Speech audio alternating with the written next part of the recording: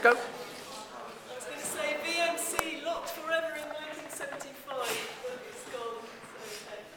I'm very pleased this morning to welcome Ian McEwan to lecture to us.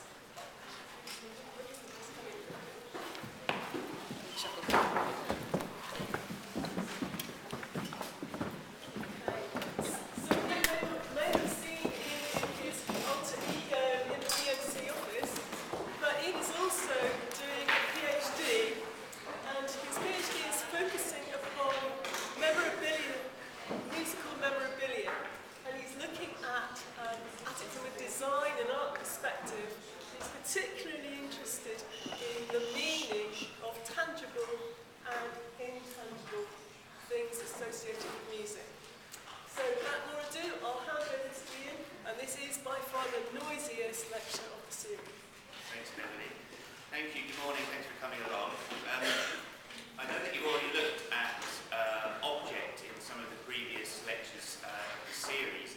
And popular music may not necessarily seem immediately as relevant to your studies and courses that you're studying, nor actually visual and material culture at all. But I hope that through the next 45 minutes or so, you can see how popular music can be applied to both yourself and your studies by means of exploring key themes. These themes will be design, icon, heritage, and object. And I'd like to start today with a short video that I think sets the tone quite nicely of what we'll be looking at. Our guide through the recesses of the Museum of Mankind is Rolling Stones bass player, Bill Wyman. It was.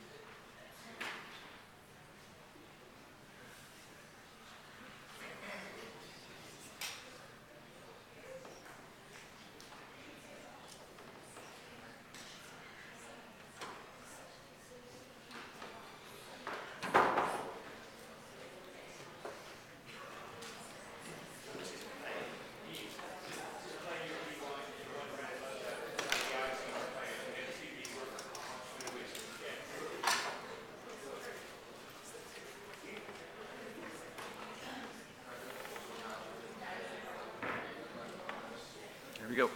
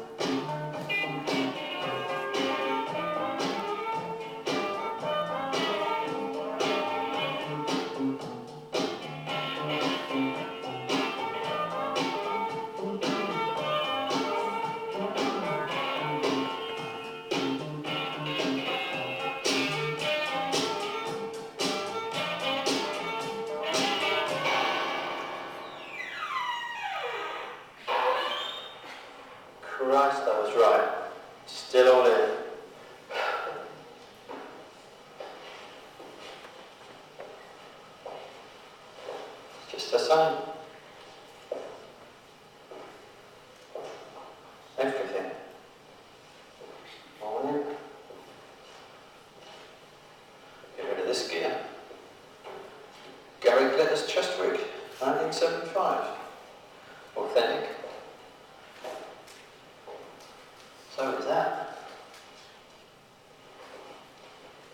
I wonder if this still works.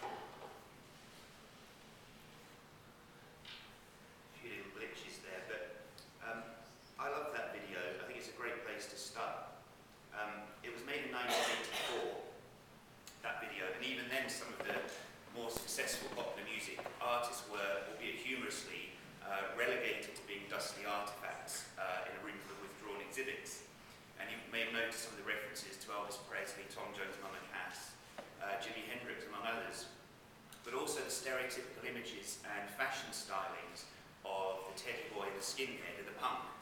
And bear these in mind as we move through some of our key themes this morning. Now, the term popular music is extremely broad. It's very difficult to define. It would be really nice at this stage to dispel any kind of negative connotations and preconceptions maybe of some genres of popular music. I'm thinking of examples such as country and western, maybe thrash metal, maybe even hip hop. They're examples of genres that are often seen as exclusive. They're loved by some, viewed as suspicious even by other groups of society. But by attempting to try and dispel those now would be both false and actually impossible. Because there's, just like any other form of human expression or art, there is no accounting for taste, and one person's disdain is another person's joy. It's important, therefore, to bear in mind as we move through, in the context of this topic, that popular music is an inclusive art form, if we can call it that. And we must remember that the most important reason for popular music in our lives at all is pleasure.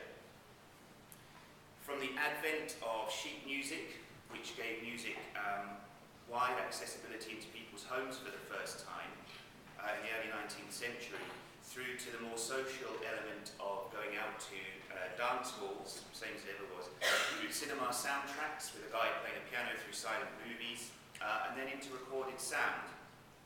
The one overriding reason for popular music to be popular at all is pleasure. So with its emphasis on the pleasurable experience, popular music culture markedly demonstrates the embodied and effective psychological means through which we, as listeners and consumers, make sense of the manufactured product associated with it. In the production and the distribution and consumption, music also provides an incredibly varied range of activities, of situations, and methods with which to study the design and objects of images in popular culture. Unlike other forms forms of art, finer art for example, pleasure comes via a plethora of commercial activities. This is also something important to remember as we move through. It's very much a commerce, a commodity. And perhaps this is a reason why it is often so besmirched or dispelled as an art form itself. More on that in a little bit. So while pleasure might be at the core of our experience of popular music, it approaches and affects us in many other forms. This diagram shows on a very broad scale how music and object coexist with each other. Perhaps the more pure the artist, the more of a challenge there may be on the importance of commerce and consumerism in relation to the creation of something that is a human expression, an art form, or whether it be music or the design of an object. But in terms of the way in which we as recipients and articulators are informed, they are fundamental and quite often the case. The marketing, advertising, design of the product to promote the product is actually just as creative, sometimes more so as the product itself, the music itself, an art in their own right, truly. Raymond Williams' definition of culture on the screen here is applicable to design also, since the products that we use and the images that we interact with both affect, but are also in turn affected by our lifestyles and our conduct. So we'll start with perhaps the trickiest bit, which is looking at popular music as an art. This notion has been long since contentious for centuries, and much of this is a class issue, one that perhaps no longer exists really, but it has left this kind of residual denigration of popular music. And the basis for that really is that popular music is exactly that. It is popular, it's for the masses. It requires no way of life or no social standing or no educational upbringing to enjoy it.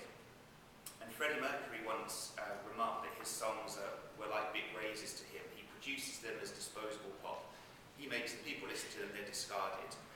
While that may seem a little glib, it would not always have been so. Eminent musicologists and sociologists in the 18th and 19th century, Theodor Adorno being one from the Frankfurt School, he likened the consumption of popular music to a prisoner who loves his cell because he has been left nothing else to love. The implication of that being that popular music is force-fed unto us. There is nothing else there to enjoy, and that's the only reason anybody would enjoy it. It's quite a snobbish kind of attitude, one that really doesn't exist now, but it's still feeding through. It's perhaps bubblegum for the ears. And just like Freddie Mercury said, it's that transience that almost distinguishes popular music and serious music. Or at least it was. But bear this in mind when we come to look at heritage later on, and we can actually distinguish the two anymore. Undeniable, though, I think, is the notion of popular music as a culture. I'll play a video now which shows the impact on the economy over the last 50 or 60 years in relation to the popular music that was around at the time. It's very interesting to see how popular music represents both the mood and impact a culture as well.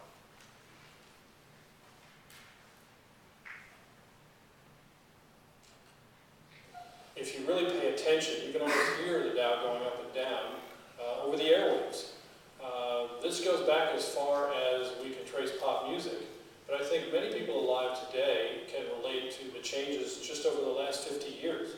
You'll see that when the stock market is rising, that songs tend to be joyous and fun, and when the stock market is falling, they tend to be somber or angry.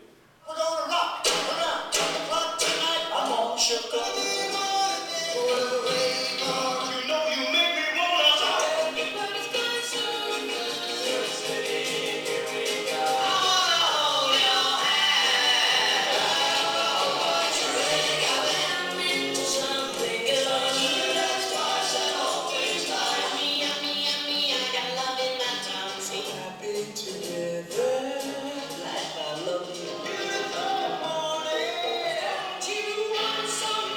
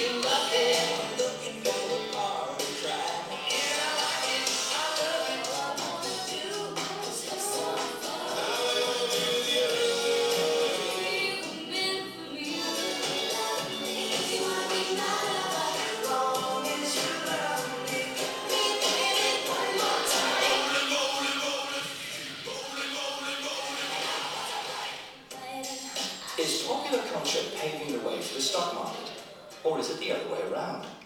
Or is there another explanation entirely? They all track each other because they all stem from the same cause, which is a rise and fall in overall social mood. When the mood is positive, people want to listen to happy music, they want to wear frisky clothes, and they want to buy stocks. When they're in a negative mood, their tendencies are in the opposite direction. I think that's pretty interesting to see that just like markets need to boom and bust, so do musical genres, and so do we as consumer societies, and they're all kind of interrelated to the two. So I hope that demonstrates that certainly we can't look at popular music as anything else other than a culture. So bear that in mind as we look through this cultural circuit. I think particularly we can look at this with regards to the release of an album, maybe a technological medium, an MP3 player or something, but for the release of a record, the production obviously is the writing of the songs and the recording of the record itself. It begins to get a bit more interesting then, looking at this as an object. The representation is a pretty big one. It accounts for more designers, more practitioners getting involved in advertising campaigns, tour plans, marketing. All of these things involve some sort of object that is going to be used but also left behind. Distribution goes through normal logistical channels. In the past it would have been a physical product, again leaving more object. A little more interesting in the digital age where there isn't as much there. Perhaps people need more from that. We'll look at that a bit later on. The reception can be both as consumers and listeners, but most normally it's from critics, and it's normally the critical news, whether it's positive or negative, that are remembered and act as a benchmark. And again, that acts as some kind of cultural zeitgeist at the time of where critics were and where they thought the listeners should be, as opposed to what they just wanted to listen to. And I think the most interesting is at the end there, the application and re-articulation. We're always trying to add some kind of meaning from everything into our life narrative. And that could be either buying a record, it could be buying a pair of trainers or jeans. You will know and remember where you were at any particular time that made you want to buy it. In 10 years' time, you'll be able to look back and think, I bought those jeans because that was the fashion, that's what whoever was wearing. It can be the same as records. Interesting now, in a more digital age, is that record companies are more desperate to make money, and therefore they're constantly repackaging and re-releasing, we'll call them golden age artists, one of the better phrase. The music is reapplied, it acts as a second wind off into some of the critically panned albums and music from, say, 30, 40 years ago. But it's not just the music that gets reappraised, it's also things like the cover art. We're looking at this now as an art rather than just a packaging means. So we're constantly being told to and expected to reapply and revalidate music as much as any other culture to our own lives. I think that the biggest difference between popular music and, say, finer art, I should say, is the functionality of it. There is not necessarily a designed function for other art forms. There very much is for popular music. The popular music object is driven by functionality. If we look at recorded sound, starting in 1910, the wax cylinder was invented, and it was it's highly impractical to modern consumers, but it was the first time that someone could have recorded sound in their own home to play and enjoy on demand. It was a revolution, quite literally, and that then moved on to the development of shellac 78s, which turned into vinyl, which turned into cassettes, 8 tracks, it goes on. Let's look at vinyl for a moment. It was originally packaged in a very functional way. They're in plain brown sleeves purely for protection, to protect the disc. But in 1938, Columbia Records hired a guy called Alex Steinweiss as their first art director. And he twigged within his first year that the way to sell more records is to make the records themselves stand out visually in record shops. He became the first album sleeve designer. He figured that these records had to appeal to a particular type of audience, and so he designed them, he stylized them based on both the artist, the consumer, but also the culture that goes with it. So I guess we'll take jazz as a good example. Such an illustration perhaps of the Apollo Theatre in Harlem or the College Club or something would seemingly sum up the mood of where this stuff was at its most authentic, so that people who could not necessarily go and see the performances would be able to feel they were somehow buying into that culture and that mindset. So album sleeves were now designed to be an object in their own right. Listening to music, of course, only involves our senses in terms of hearing, at face value anyway, but there is an absence of other sensory pleasures. People like to touch things. People like to be immersed in things. I've got an example here of a picture disc, which is a pretty good example of one of the first ways in which vinyl records replace that absence. Is quite an interesting paradox. Particularly in the 1980s, these were quite popular to bring together the visual and the audio. The visual is inscribed directly upon the surface of which the music is coming from.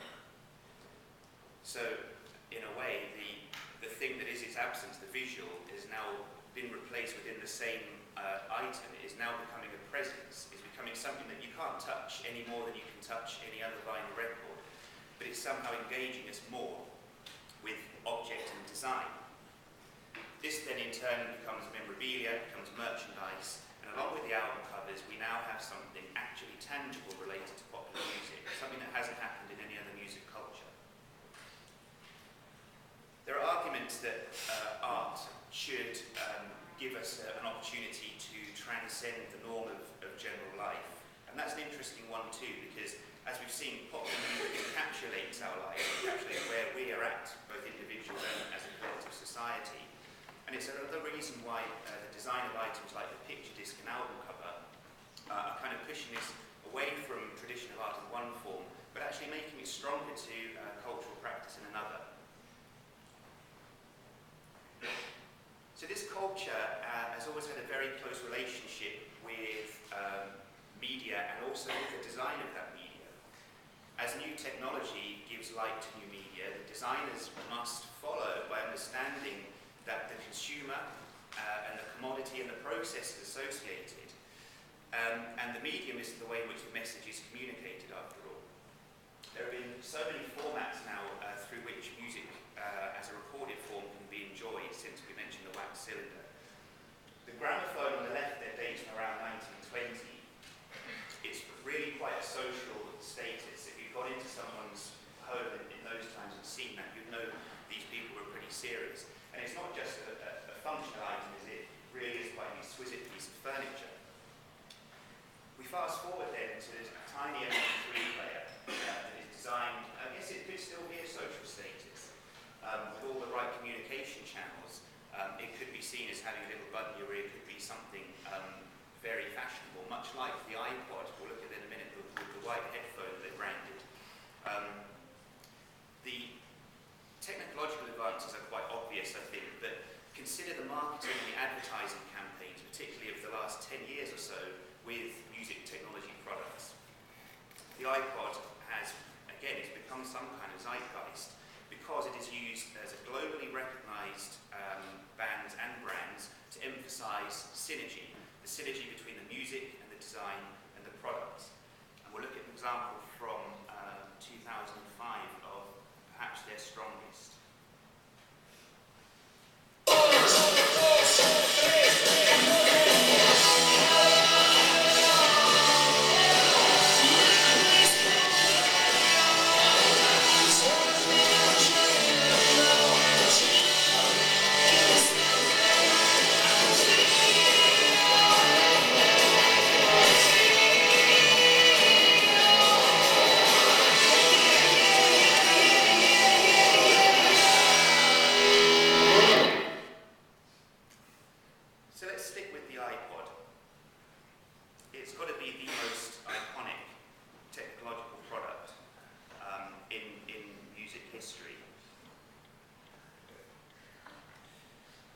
It's not just a means of listening to music though, it's a strong design with strong advertising. It's globally recognised. Consider that advert we just saw. It's the perfect marriage between an iconic band, an iconic product and iconic marketing. some kind of attachment or response, as much by familiarity and exposure by anything else. So we're going to have a look through some of the icons of popular music and its associated cultures and see how we can apply them to ourselves. So just to step into my world for a moment, this is a carefully selected choice of my guitar collection. But why do I have these in particular? They're fine instruments, they're reliable, they do what I need them for, and they're successful in their design function. They all look really cool. They're good colours, the form, the production, everything about it is also superb. But to me, they're also iconic. They have been played by musicians highly influential to me, and perhaps musicians whose lifestyles or talents or bank balances I aspire towards. It's some kind of connection between the people that I admire and my own musical identity with true icons of design.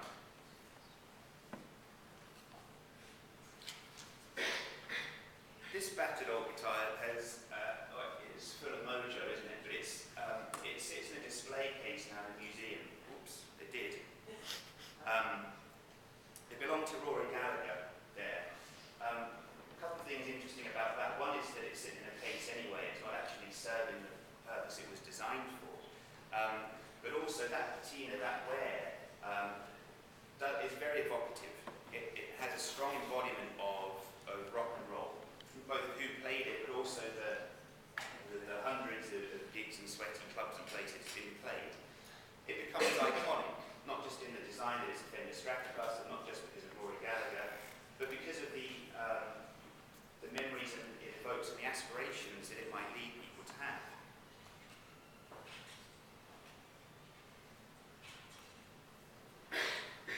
Icon is also through design.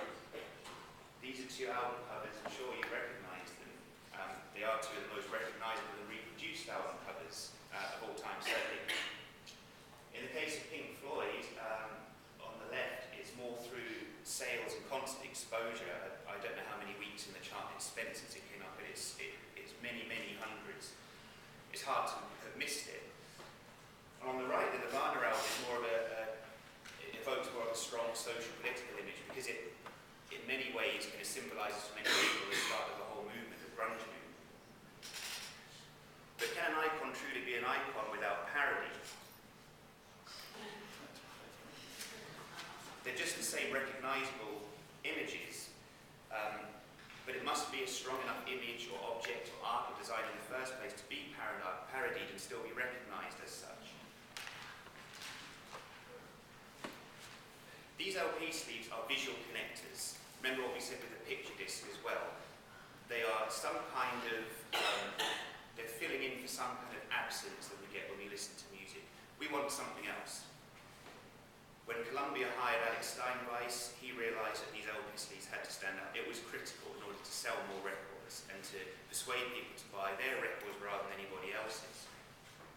Going back to the late 50s and early 60s, there was some popular music on television, but not really very much.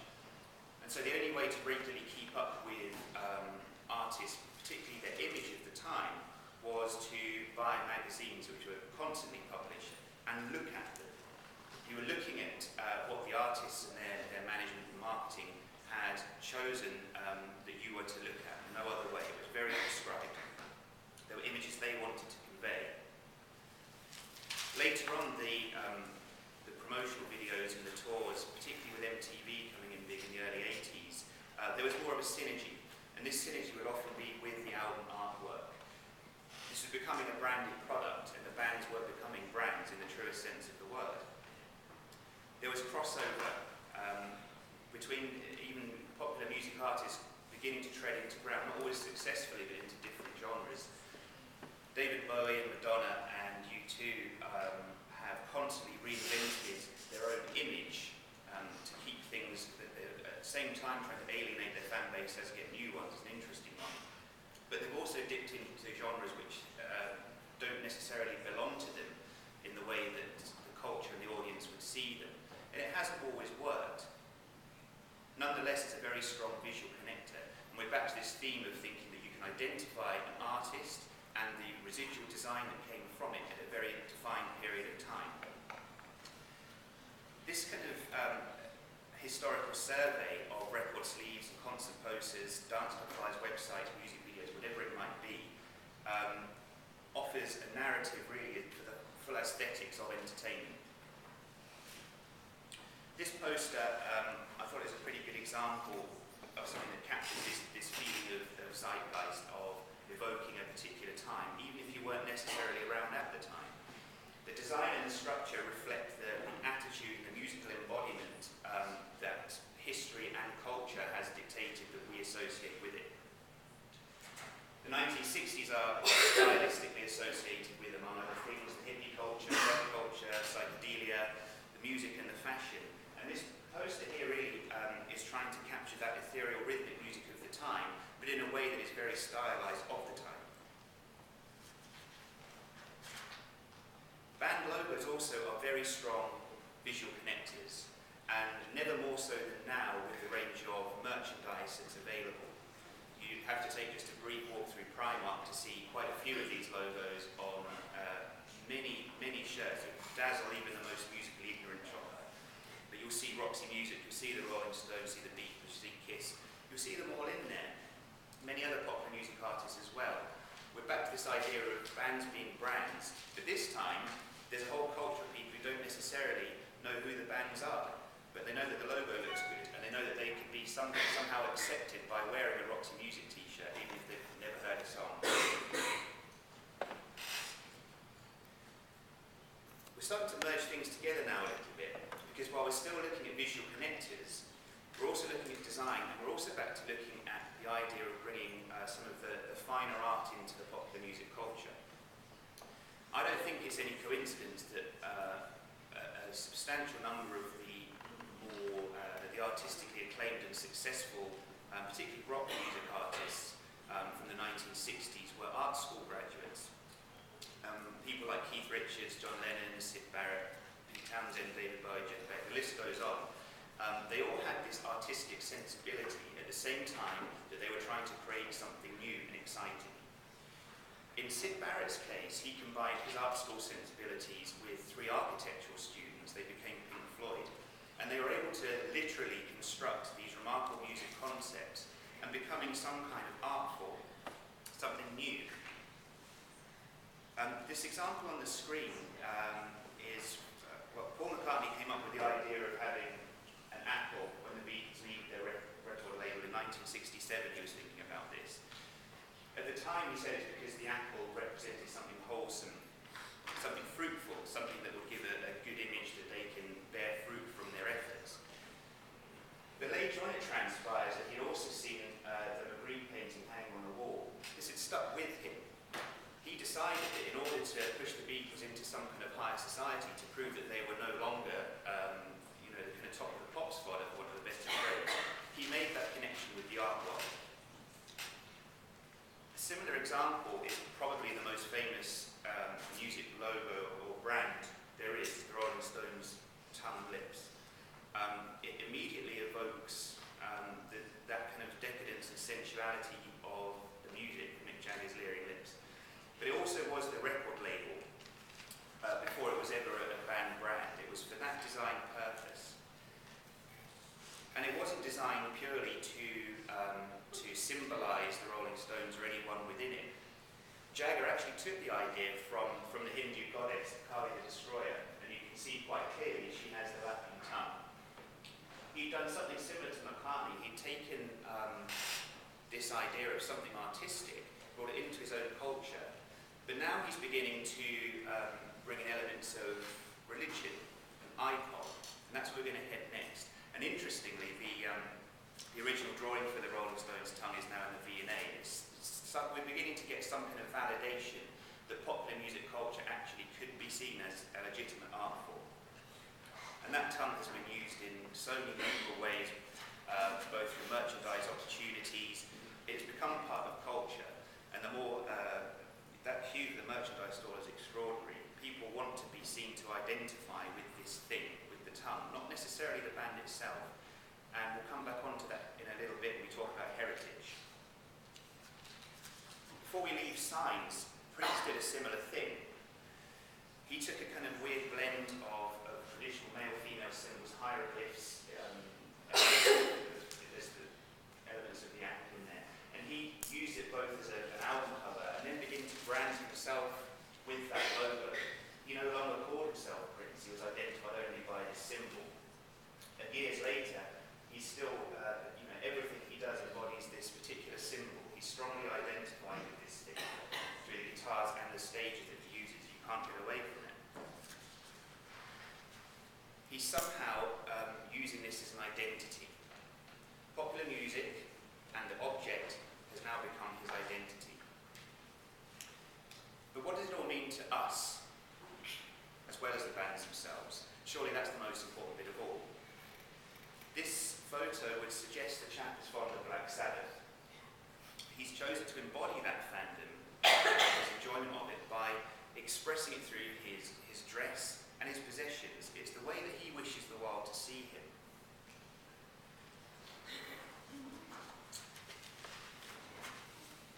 We mentioned the band t-shirts. Why would people do this? Why would people stylize themselves in a way that links themselves with a musical genre or a particular artist or movement? Why did that guy surround himself with the Black Sabbath stuff?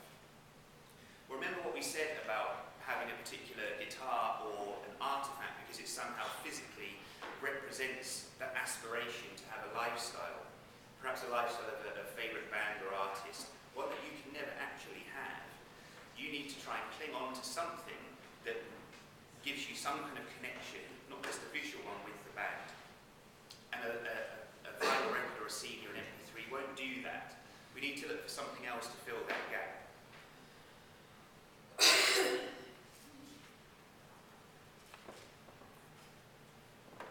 It isn't just personal identity though.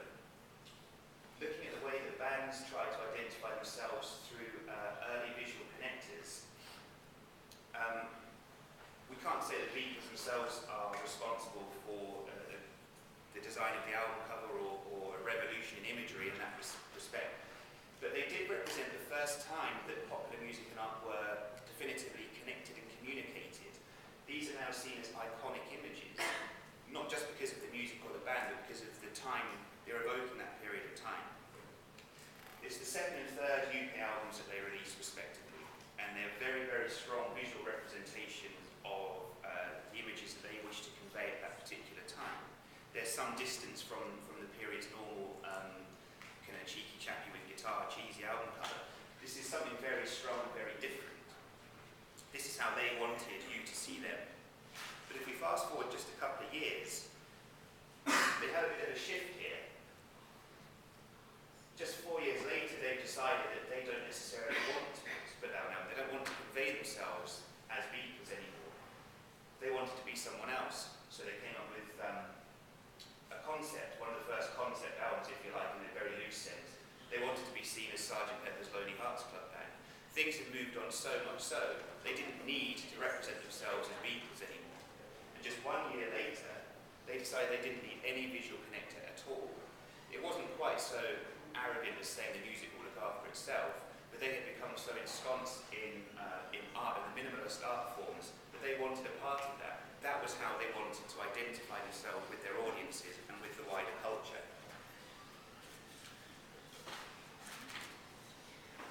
But we're back to this kind of problem. Popular music, how can it be an object if you can't touch it? Fundamentally, you can't touch that music. It is a commodity, as we said.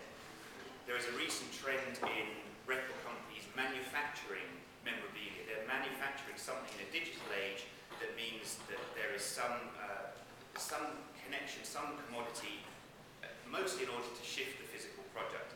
But it's also contrived. They've sussed the fact that there has to be some kind of object for people to communicate with, for people to buy, even if they already own the stuff. We're looking now at the tangible object of that intangible culture.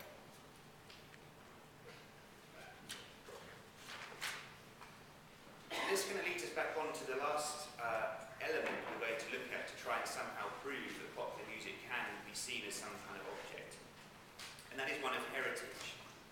Now think back to the video that we watched at the start in the museum. 30 years, that was 1984 that came out, so 30 years after Mocking Themselves and their contemporaries as being museum fodder, the Rolling Stones are still one of the highest grossing concert acts in the world.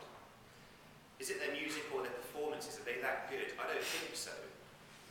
Or is it the heritage that keeps people coming back to see them at extortionate prices? These guys are in their 70s. It can't be all about the performance. It can't be all about the music. There's got to be something else. Well, maybe that something else is aspiration. We mentioned that earlier on when we were considering icons. A popular music concert is an opportunity to not only enjoy the music in a live environment, but to see the band, to have some kind of connection. It's almost like paying pilgrimage. These people become relics as much as any residual design that comes from their music. It's the closest you can get to sharing their experience, breathing the same air even, without actually being there. And you will always have this kind of vision that you can never actually be there. There will always be some kind of pedestal, which is maybe not what pop music is about at all. It's about, as we said earlier, mass consumption. Why should there be this difference? Why should there be this pedestal? Both individuals and societies have a collective sense of heritage, and that of popular music is becoming increasingly revered and preserved by such charities as Music Heritage UK. The reading that you were given to discuss later in the seminars was about exactly this at Eel Pie in Twickenham, and it was from that blog entry, from a few questions being asked of the curator at Eel Pie, you get a sense of what those looking after that preservation are about. There's a sense of society, there's a sense of locality, there's a sense of place, there's a sense of identity. All of this is through the collection and curation of memorabilia, of artifact, of hearsay, of first-hand accounts. She also says there's an opportunity for the MP3 generation to actually go along, physically play vinyl records, physically play a tea-chest bass or a cigar box guitar. All of this is done out of sheer pride. People who are involved with that project in particular are proud of their heritage and they want to preserve it. Back to my world.